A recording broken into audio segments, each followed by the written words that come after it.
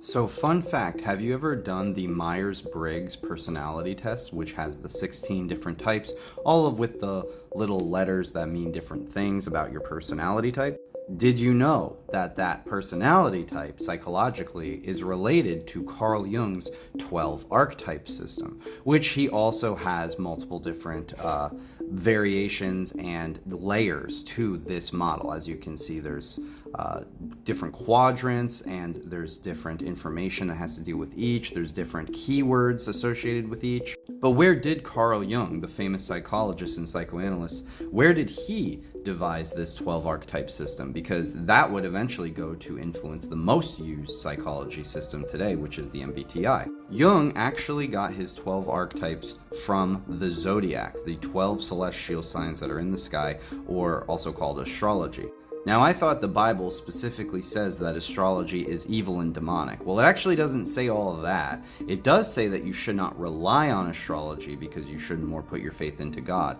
And there are a lot of passages, especially in the Old Testament, but if you've studied the Bible enough, you would understand that the Old Testament and the New Testament are very different books, and they contain very different information, written by basically two different groups of people.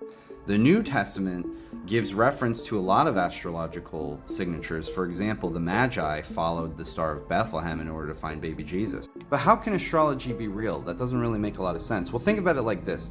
The sun gives off light, and you can feel that. The moon controls the tides. You're mostly made out of water. And all of the celestial bodies in the sky, depending on their different placements, they also have different energies and frequencies associated with them, determine lots of different things about our lives. But it's not deterministic as a lot of people think it is. It's more so to be used to understand your subconscious mind, your subconscious routines, and how you ultimately operate as a human being. That way you can go more towards your strengths and more away from your weaknesses. And when there's so much growing evidence that showcases that the sun and the moon create specific frequencies, like the Schumann resonance, for example, that control light patterns in our circadian rhythms and the timing signatures of all things, when you kind of put together that women have a 28-day menstrual cycle and the moon also has a 28-day cycle, things start to kind of fall more into place. And naturally, it could be used for negative things, but it can also be used for positive things. So no, we shouldn't rely on it just like the Bible says that we shouldn't,